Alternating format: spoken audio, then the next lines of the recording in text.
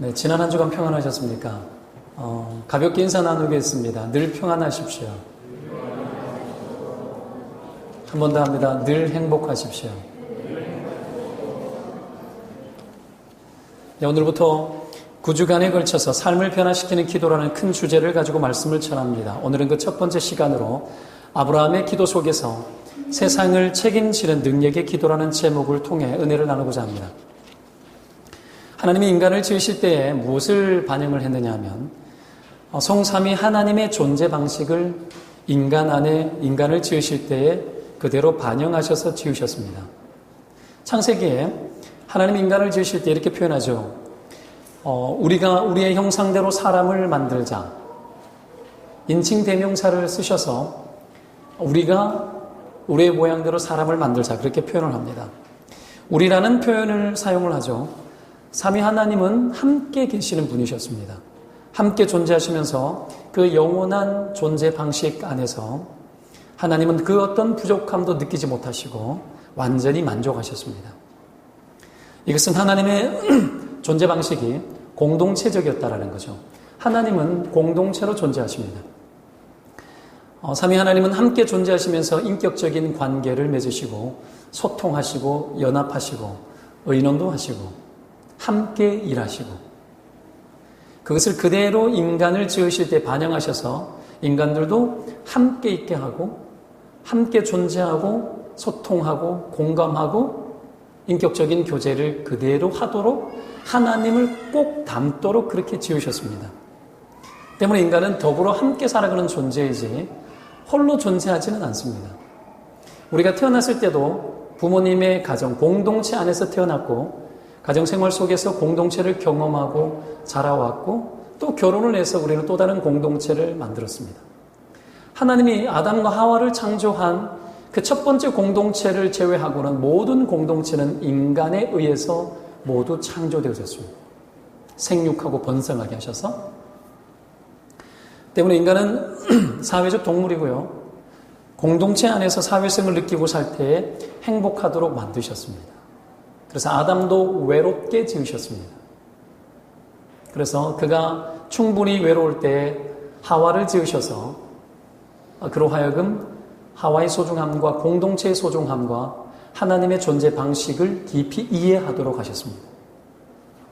그러나 여러분, 이 세상에 죄가 들어오면서 더불어 함께 살아가야 될 공동체가 깨지기 시작하죠. 죄가 들어오면 죄는 첫째는 하나님께 짓는 거지만 둘째는 사람에게 짓는 것 아닙니까? 죄가 들어온 세상은 살기가 그리 쉽지는 않습니다. 함께 더불어 살아가는 것도 간단치 않을 뿐더러 죄인으로 이 땅에 우리가 살아가는 것은 끊임없는 죄와의 욕구와 싸워야 되기 때문에 간단치 않고 쉽지 않습니다.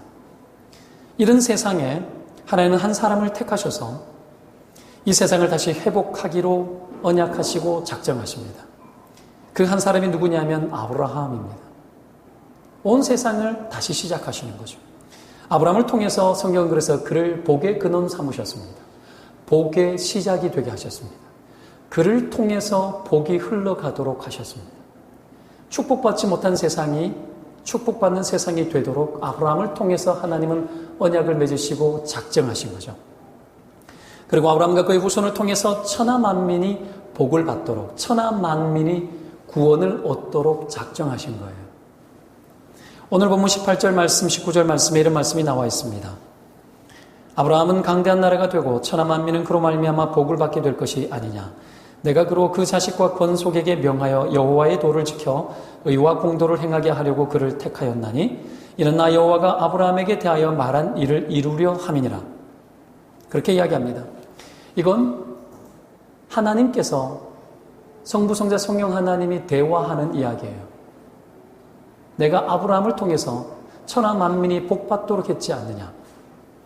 그의 가족과 그의 후손과 권속을 통해서 의와 공도를 행하게 하고 아브라함을 통해서 내 모든 뜻을 다 이루려고 내가 작정하지 않았느냐라는 이야기를 하나님께서 소통하고 계신 거예요. 하나님은 지금도 하나님 백성을 바라보면서 아마 이 대화하고 있을 거예요. 내가 아브라함을 통해서 내가 이런 일을 계획했지 않느냐.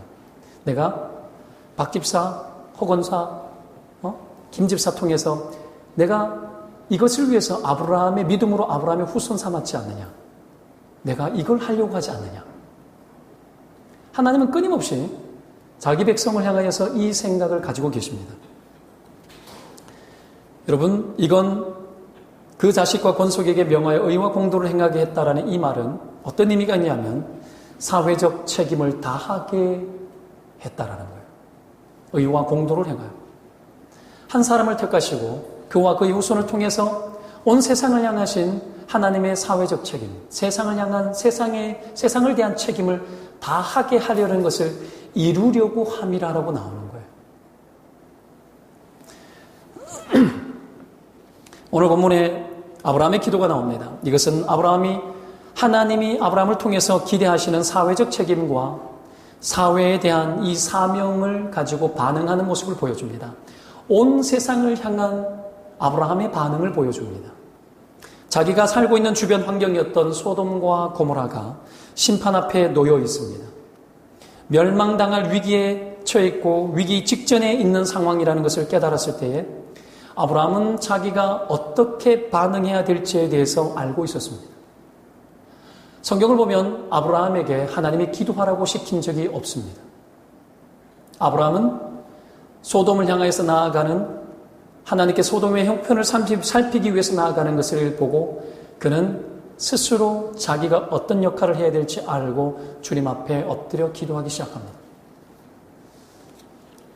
오늘날 믿음으로 아브라함이 후손된 우리를 통해서도 하나님은 여전히 의와 공도를 행하게 하시고 여호와께서 아브라함과 그의 후손을 통해서 이루고자 원하셨던 그 뜻들을 오늘 우리를 통해서도 여전히 이루기를 원하십니다. 그것을 깨닫기를 원하시고 하나님의 사람들이 어찌해야 될지 알기를 원하십니다. 그렇다면 우리가 처한 이 사회 속에서 가장 먼저 우리가 감당해야 될 사회적 책임과 소명은 여러분 무엇일까요? 하나님의 사람들이 가장 먼저 감당해야 될 사회적 책임, 그것은 온 세상을 위해서 기도하는 것입니다. 오늘 아브라함은 소돔과 고모라가 처한 위험한 상황 앞에서 기도하기 시작을 합니다. 그것이 자신이 해야 될 책임이라고 여겼습니다. 여러분, 우리는 세상을 위해서 내가 뭔가를 할 수 있을까 하는 여러 가지 판단 속에 살아갑니다.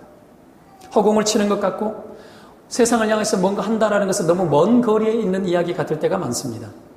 실제적으로 손이 미치지 아니하고 그리고 때로는 힘없이 무너져 내리는 세상을 보면서 아무것도 할 수 없을 것 같은 무기력감마저 들 때가 많습니다. 정치를 보십시오. 세상을 보십시오.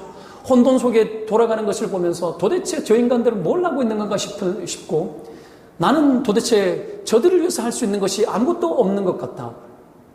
정치 참여, 선거 때 되면 선거하는 것이 다인가? 굉장히 여러분 먼 것 같지 않습니까? 그러나 그럼에도 불구하고 위기에 처한 세상에 참여하는 하나님의 백성의 가장 구체적이고 가장 실제적인 방법은 바로 기도입니다. 여기에 눈을 뜨셔야 됩니다. 기도가 어떻게 실제적이며 기도가 어떻게 가장 구체적인 방법인가에 대해서 우리는 혼돈 속에 살아가지만 기도보다도 더 실제적인 방법은 없습니다. 왜 그런가?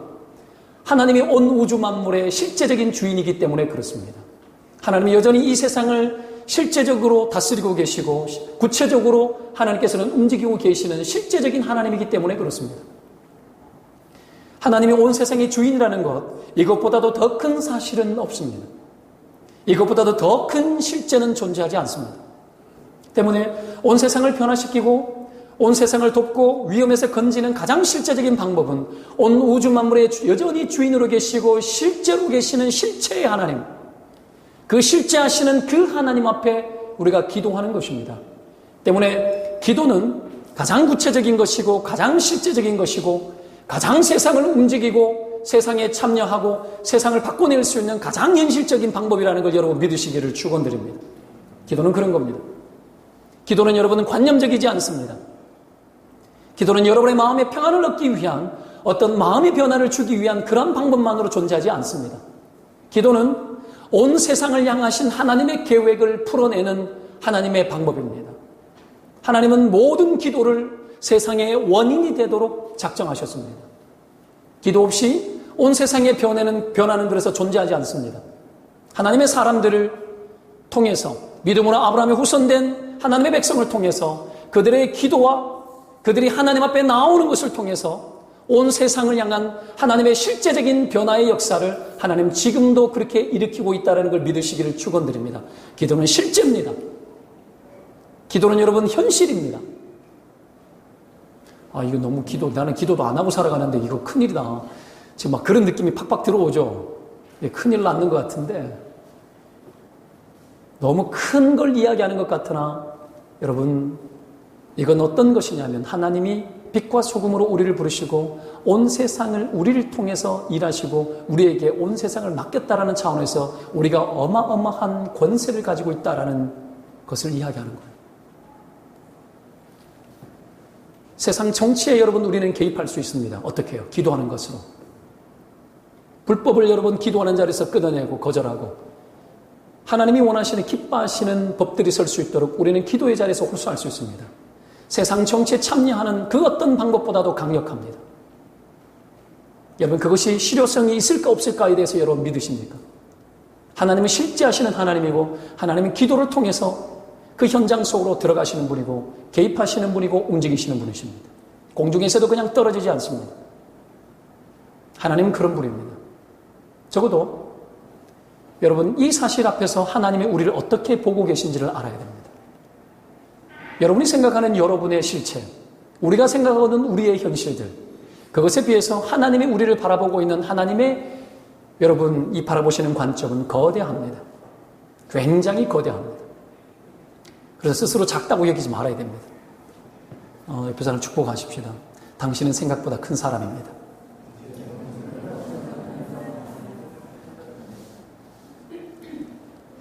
여러분 온 세상의 실제로 주인 되시는 그 하나님이 우리가 기도할 때 실제로 움직이시는 분이라는 걸 여러분 믿으시기를 축원드립니다.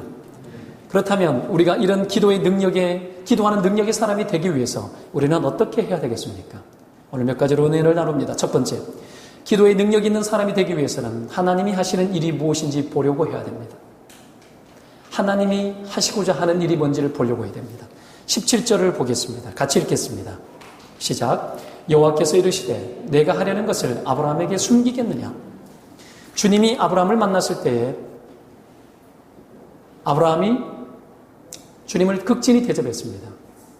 주님은 아브라함에게 찾아오셨습니다.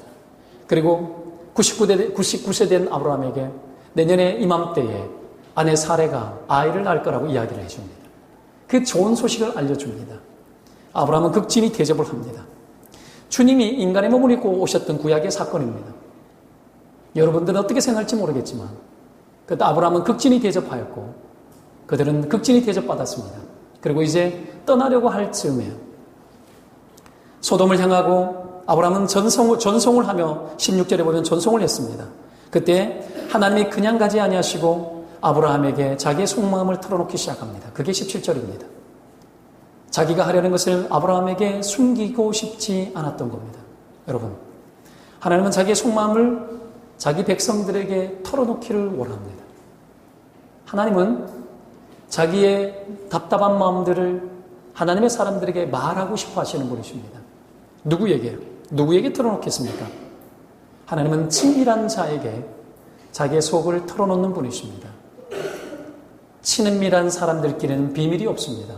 하나님은 인격이시고 하나님은 그 모든 것들을 자기 백성 아브라함을 통해 가지고 속마음을 털어놓으시는 거죠.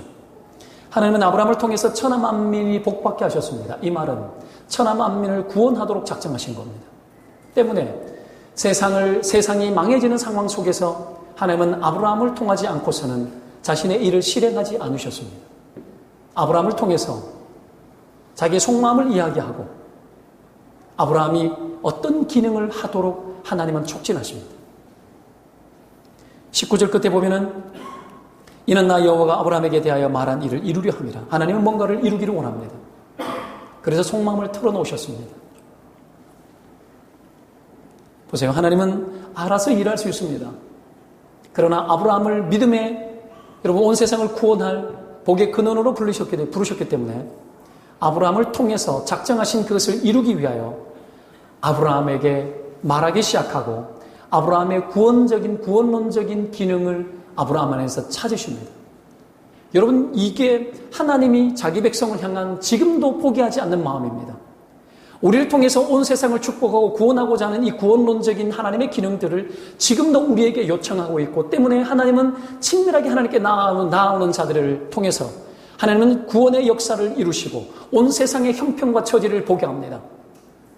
거기에 눈을 뜨게 하십니다. 하나님과 친밀한 사람은 세상의 형편과 처지에 관심을 갖기 시작합니다. 그리고 그 형편에 여러분 아픔을 느끼고 그 형편을 향하여서 하나님의 백성의 구원적인 기능을 어떻게 감당해야 될지에 대해서 고민하게 하고 하나님은 엎드려 기도시키는 것입니다. 기도시키는 거죠. 때문에 기도의 능력 있는 사람이 되기 위해서는 하나님이 무슨 일을 하기를 원하는지를 끊임없이 찾아봐야 합니다. 20절을 읽겠습니다.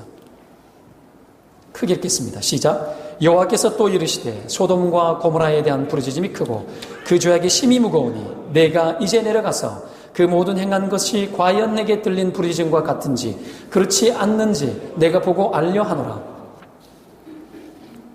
소돔과 고모라의 심판이 임한 것 같습니다. 하나님은 아마 다 압니다.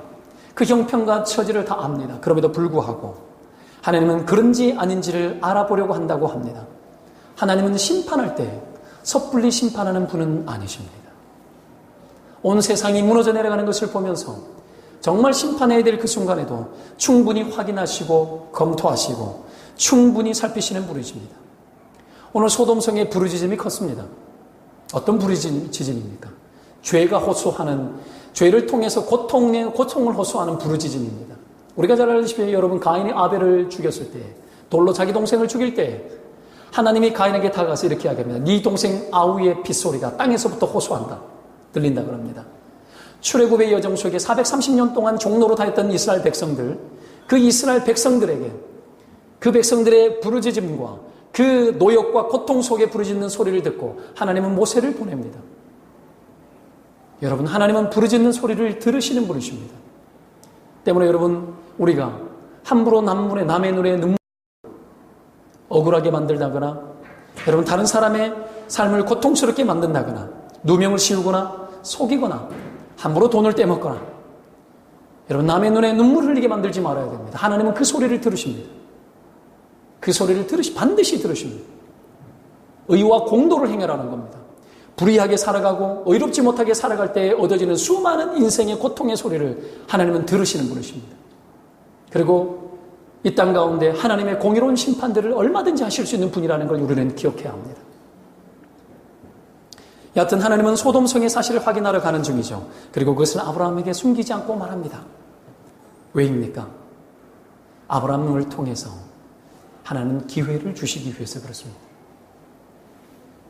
이 세상을 향하신 하나님의 기회의 부여 방식은 모두 다 하나님의 자녀를 향합니다. 하나님의 백성을 통해서 세상을 향한 하나님의 기회를 부여합니다. 그리고 그 심판에 멈추는 기능을 하도록 요청하시는 겁니다. 때문에 여러분, 기도하는 사람은 하나님이 하시고자 하는 일을 보려고 애를 써야 됩니다. 그러기 위해서 하나님과 친밀해야 됩니다. 개척을 하고 늘 제가 새벽마다 기도하는 것 중에 하나가 그런 겁니다. 여러분, 어떤 현상들이 나타나서 공동체 안에 이런저런 현상들이 나타나 그것이 어떤 원수마귀가 어떤 역할을 통해서 공동체를 어떻게 흐트러뜨릴까에 대한 것을 늘 깨워서 염두에 두고 보려고 합니다.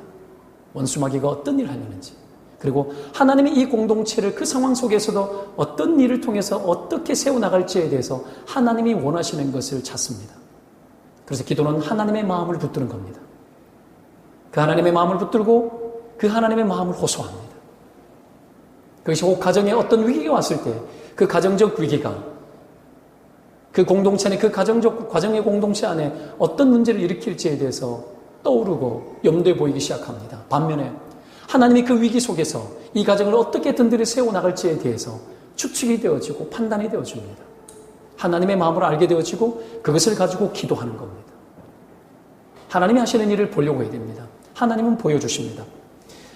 요한복음 15장 15절에 이런 말씀이 있습니다. 이제부터는 너희를 종이라 하지 아니하리니 종은 주인이 하는 것을 알지 못함이라. 너희를 친구로 하였노니 내가 내 아버지께 들은 것을 다 너희에게 알게 하였음이니라. 예수님께서는 우리를 친구라고 여기십니다. 친한 벗으로 여기고 하나님이 하시는 모든 일들을 지난 벗되는 하나님의 백성에게 다 알게 하기를 원하시는 분이십니다. 하나님은 감추어 계신 분이 아닙니다. 하나님은 숨겨져 있는 그냥 숨겨진 분만 아닙니다.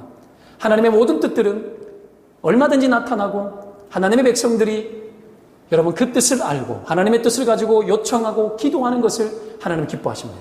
때문에 지금도 하나님은 자기의 뜻을 우리 가운데 나타내는 분입니다. 하나님의 뜻을 알기에 힘쓰기를 주의 이름으로 축원드립니다. 주님께 더 친밀하게 다가가십시오. 하나님은 그 친밀함 속에서 우리를 향하신 하나님의 뜻을 드러내시고 보이시고 그리고 그것을 가지고 기도하게 하십니다. 그렇게 되기를 주의 이름으로 축원드립니다. 두 번째로, 기도의 능력 있는 사람이 되기 위해서는 기도의 자리를 절대로 떠나지 말아야 합니다. 22절에 보면은 이렇게 나옵니다. 22절 읽겠습니다. 같이 읽겠습니다. 시작. 그 사람들이 거기서 떠나 소돔으로 향하여 가고 아브라함은 여호와 앞에 그대로 섰더니, 그리고 23절을 보십시오. 아브라함이 가까이 나아가 이르되 주께서 의인을 악인과 함께 멸하려 하시나이까. 사람들이 떠나서 소돔으로 향하고 아브라함은 여호와 앞에 그대로 섰더니 이렇게 이야기합니다. 아브라함이 굉장히 당황했는 것 같아요. 아마 이 상황에서 굉장히 심한 충격이 왔었던 것 같습니다. 왜죠? 아마 소돔과 고모라는 아브라함이 생각해도 심판받기에 충분했던 것 같기 때문에 그렇습니다. 게다가 소돔성에는 여러분 누가 살고 있죠? 자기 조카 롯의 가족이 살고 있어요. 피는 물보다 진하죠. 자기 혈육이 거기에 살고 있었습니다. 게다가 아브라함은 보십시오. 창세기 14장에 가보면요, 당시에 시날 왕과 주변 국가들이 전쟁을 하는데 소돔 왕과 그의 주변 국가들, 그들과 싸움에서 이겨서 소돔성에 살고 있던 아브라함의 조카 롯의 모든 가족들과 소돔성 사람들과 그 모든 사람들이 다 포로로 잡혀가고 모든 재물들은 다 약탈당합니다. 그 상황 속에서 아브라함이 318명만 거느리고, 집에서 기르고 훈련된 318명을 거느리고 여러분 전쟁을 하러 가는 겁니다. 여러분 그 전쟁이 될 전쟁입니까?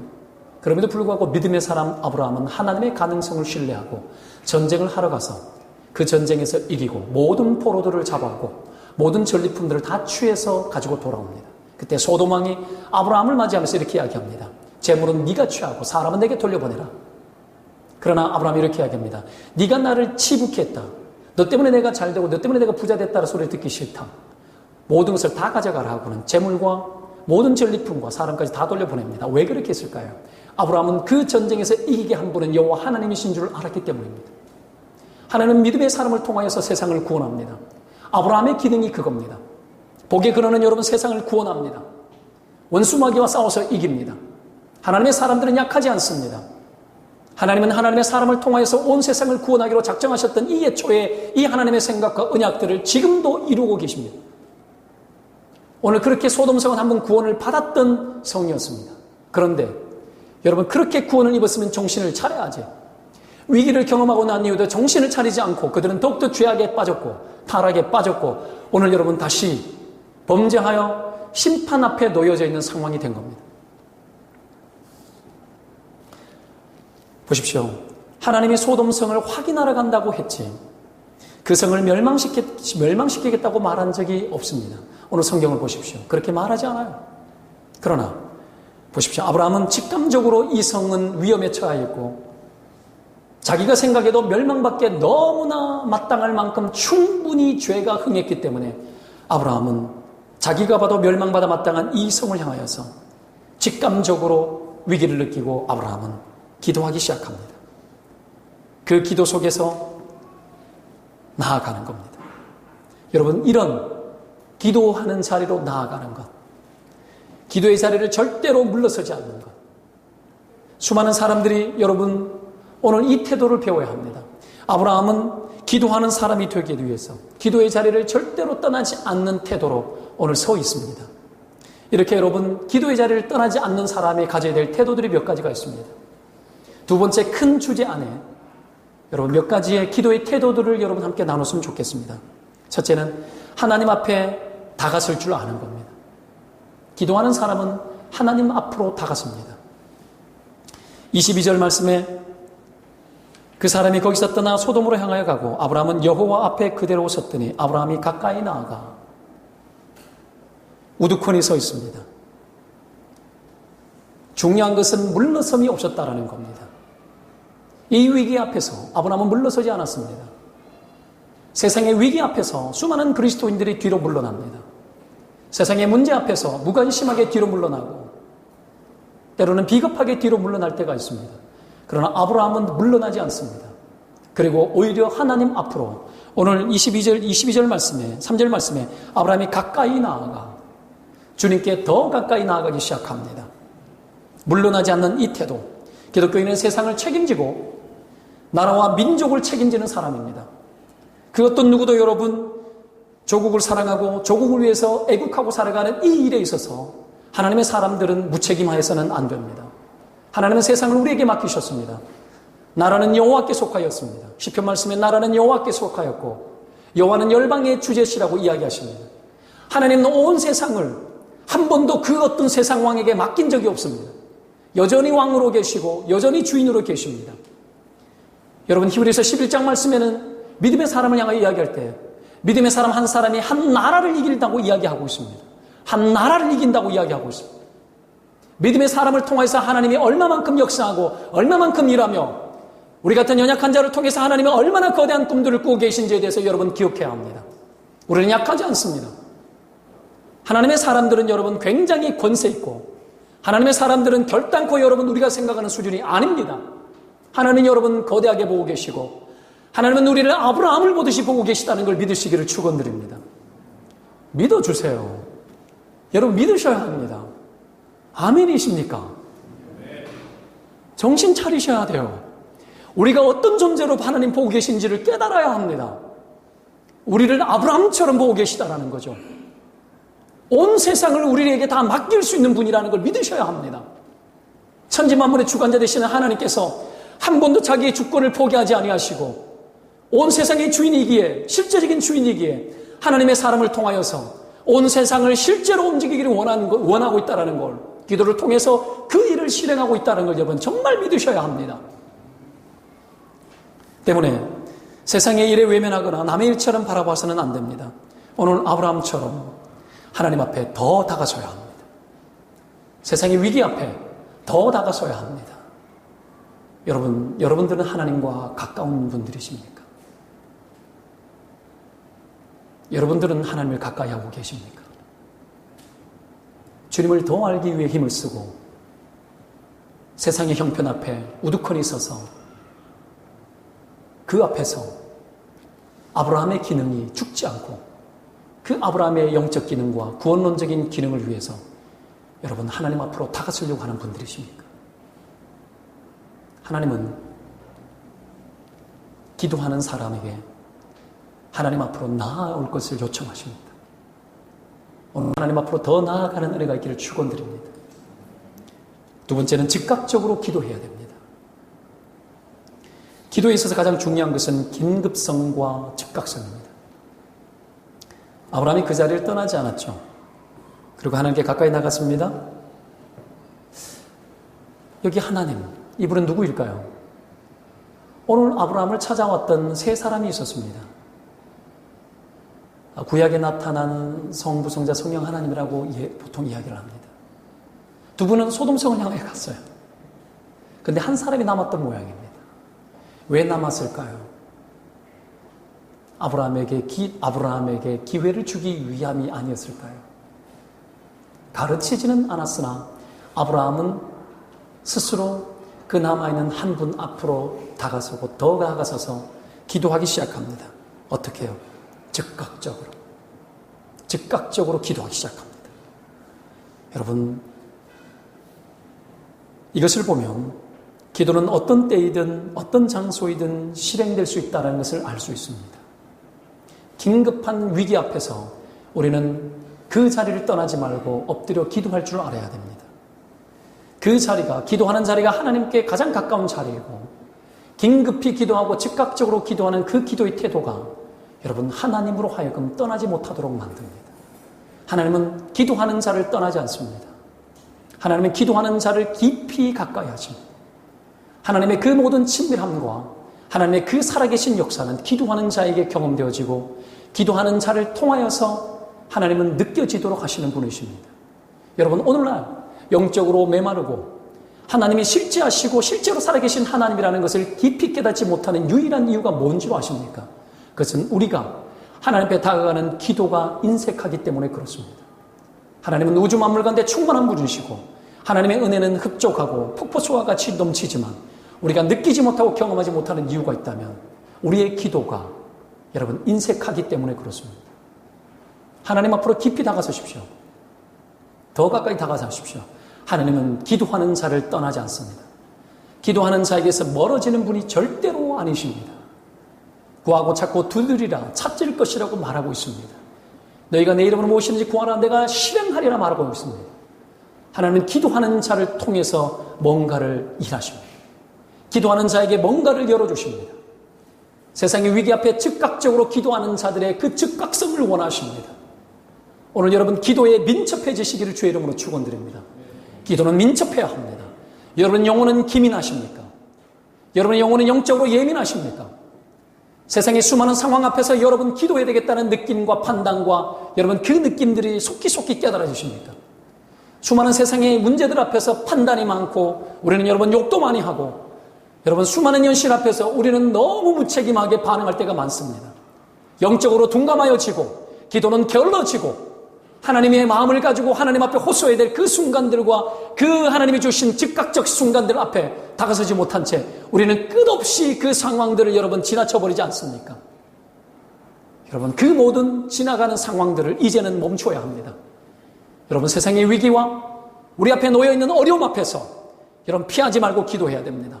긴급히 기도해야 됩니다. 즉각적으로 기도해야 됩니다. 영적인 순발력을 가져야 합니다. 머뭇거리지 말아야 합니다. 아브라함처럼 오늘 바로 그 자리에 엎드려 하나님 앞에 더 가까이 나가 엎드리는 그 아브라함에게서 하나님은 떠날 수가 없었습니다. 기도가 끝나기까지 아브라함을 피할 수가 없었고 아브라함을 벗어날 수 없었습니다. 하나님은 기도하는 자에게 다가오시는 분입니다. 여러분 인생 가운데 기도가 다시 시작될 수만 있다면 여러분의 영혼이 다시 한번 기도하기만 한다면 하나님은 여러분 인생 깊이 다가오실 겁니다. 가까이 다가오실 것입니다. 삶의 위기가 있습니다. 여러분 위기가 없습니까? 위기처럼 느껴지는 그 순간순간들마다 여러분은 어떻게 반응하고 계십니까? 그 순간은 기도해야 될 때요. 하나님과 가까이 할 때예요. 하나님의 능력을 경험할 때입니다. 하나님이 일할 때이고 하나님이 역사하기에 좋은 환경입니다. 여러분 모세가 홍해를 만났을 때 수많은 사람들이 죽었다라고 했지만 여러분 그 홍해 앞에서 여러분 두 손 높이 들고 여호와를 향하여 외칠 때에 홍해는 갈라졌습니다. 그 위기의 순간, 넘실거리는 그 순간, 고통의 순간이 여러분 하나님의 능력이 역사하기에 가장 안성맞춤이었고 하나님이 역사하기에 가장 적절하였습니다. 위기는 기도를 통해서 여러분 기도가 여러분 기회를 만드는 순간입니다. 여러분 이 영적인 인색함에서 벗어나셔야 합니다. 그럼 어떻게 해야 돼요? 어떻게 해야 되냐고. 그냥 나는 기도도 잘 안 되고 여러분 우리는 영적인 것을 싫어합니다. 영적인 실증감들이 분명히 있습니다. 여러분 영적인 실증감들은 어떤 것이냐면 하나님을 향한 미움이에요. 그게 우리가 예수 믿기 이전에 하나님을 미워했던 그것이 육신 안에 남아있는 것이 영적인 실증감입니다. 그 영적인 실증감에 빠져서 그 영적 실증감은 자기 영혼의 미움으로 이어집니다. 자기 영혼을 돌보는 방식이 하나님의 방식이 아니고 자기만의 방식으로 자기 영혼을 돌보기 위해서 영적으로 게을러지는 겁니다. 여러분 이 기도의 한계와 갑갑함들을 어떻게 극복하겠습니까? 여러분 딱 한 가지입니다. 기도는 기도로 극복합니다. 그것 외에 존재하지 않습니다. 기도는 기도로 극복합니다. 이거 불문하고 기도의 자리로 나오셔야 합니다. 왜요? 기도는 그래서 성경의 모든 기도는 다 명령형으로 나와 있습니다. 기도는 명령입니다. 왜요? 하나님은 우리의 육신의 본성을 믿지 않습니다. 여러분 감동에 의해서 여러분이 기도하는 걸 믿지 않습니다. 기도는 명령입니다. 그래서 기도는 극복합니다. 여러분 즉각적으로 기도하십시오. 내일이 6월 6일 현충일 아닙니까? 집집마다 태극기를 다시기 바랍니다. 저는 전입신고함에서 동사무소에서 태극기를 15,000원을 주고 하나를 샀습니다. 이 순국 선열과 이 전몰 장병들 순관 호국 정신을 추모하는 날 아닙니까? 국가가 존재하기 위해서는 여러분 전란이 많아요. 수많은 사람이 죽습니다. 희생자들이 반드시 있습니다. 1948년 8월에 정부가 수립되고 2년이 되지 못해서 6.25 전쟁이 터지지 않습니까? 국군이 40만 명이 죽습니다. 40만 명이 더 죽습니다. 어마어마한 사람이 죽었다는 걸 알아야 됩니다. 이 나라 세우기 위해서 어마어마한 사람이 죽었다는 걸 기억해야 됩니다. 잊으면 안 됩니다. 희생이 없이 여러분 세워지는 국가는 존재하지 않습니다. 6.25 전쟁 때 한국 전쟁의 역사를 바꾼 기도회가 있었다는 거 여러분 아십니까? 6.25가 발발하고 여러분 얼마 못 가서 대구와 경남, 부산 일부만 남기고 여러분 이 나라가 완전히 함락지경에 이르렀지 않습니까? 아실 거예요. 낙동강 전투. 여러분 낙동의 외관과 이 낙동강이 연결되어져 있습니다. 외관. 그리고 여러분 그 건너가면 구미가 되어지죠. 그 낙동강 철교가 있습니다. 지금도 가면은 여러분 6.25 때 남았던 그 철교가 남아 있습니다. 여러분 그 다부동 전투 알지 않습니까? 그 건너가면 다부동, 거기 가면 다부동 전투비가 있습니다. 거기가 점령이 되어지면 여러분 끝나는 거예요. 대한민국은 없는 겁니다. 끝난 거예요. 6.25 전쟁 터지고 얼마 터지지 않았어요. 여러분 삽시간에 초토화된 거죠. 수많은 피난민들이 여러분 대구, 경북, 부산, 경남 이쪽에 다 피난민들이 몰리기 시작합니다. 여러분 제가 있었던 대구 소문교회도 피난민들을 여러분 거느리고 원로 목사님께서 피난민들을 목회를 하셨습니다. 신학교가 대구로 옮겨오고 여러분 부산의 초량교회에서 수많은 피난민들이 부산으로 왔었고 그때 여러분 목회자들 250명 정도가 있었는데 250명 정도의 목회자들이 초량교회에 모여가지고 여러분 2주 동안 여러분 열렬히 기도하기 시작합니다. 민족의 위기 앞에서 어마어마하게 기도합니다. 그때 기록들을 보면 여러분 초량교회 마루 바닥이 여러분 눈물과 콧물이 뒷범벅이 됐대요.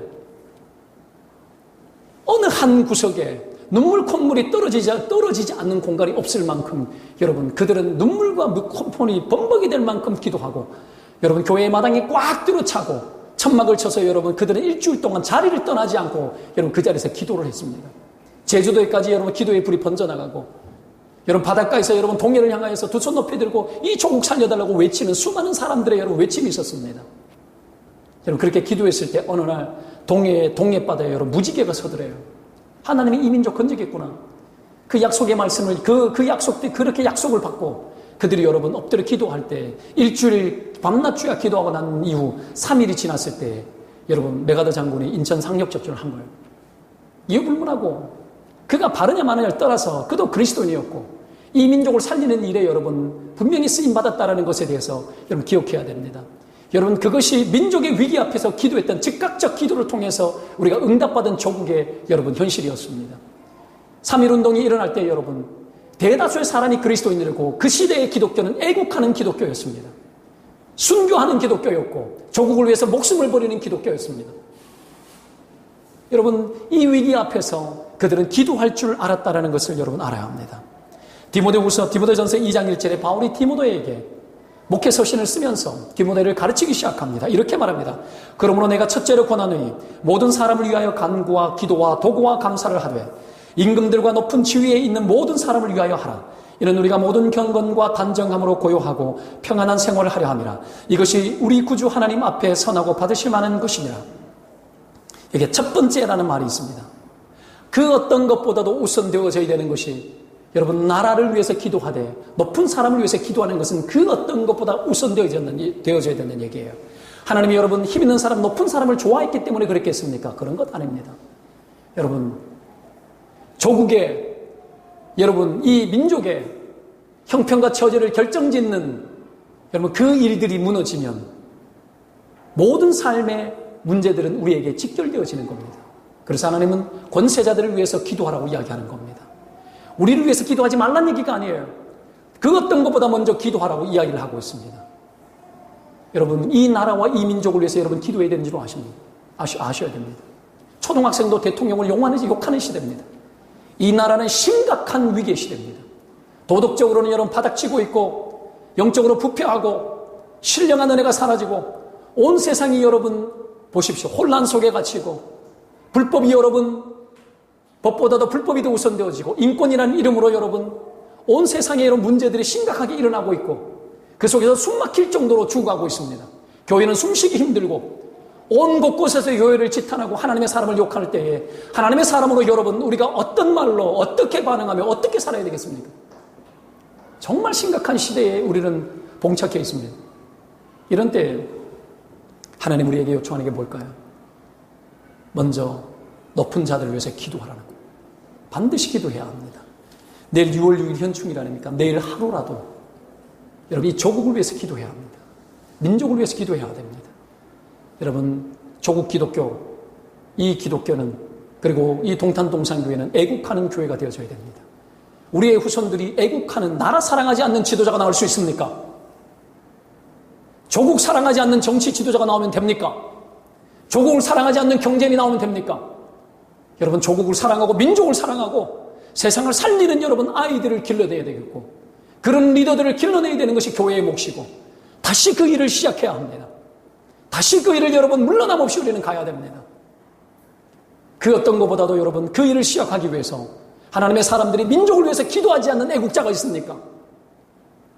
조국의 형편을 바라보며 아파하며 눈물 흘리지 않는, 기도하지 않는 애국이 어디에 있으며, 애국하지 않는 리더가 어떻게 나오며, 기도하지 않는 그리스도인이 어떻게 세상을 책임지며, 애국하지 않는 기도가, 여러분 기도하지 않는 애국이 어디에 있고, 기도 없는 리더가 어떻게 세상을 책임지고 살아갑니까?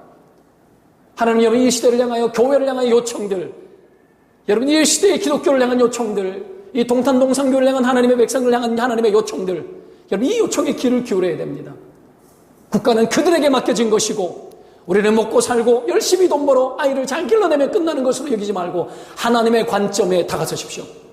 하나님의 관점을 바라보십시오. 하나님이 내 백성들을 어떻게 귀하게 여기고 얼마나 거대하게 여기고 있는지 바라보십시오. 여러분 그렇다면 이 세상의 형편 앞에 여러분 다시 즉각적으로 기도하고 순종하고 다가서 보십시오. 여러분 기도하는 리더가 나올 겁니다. 기도하는 거대한 인물이 나올 겁니다. 여러분 다시 이 일에 여러분 우리는 다가서야 합니다. 때문에 기도하는 순간을 절대로 놓아서는 안 됩니다. 즉각적으로. 여러분 세 번째로 끈질기게 기도해야 합니다. 끈질기게.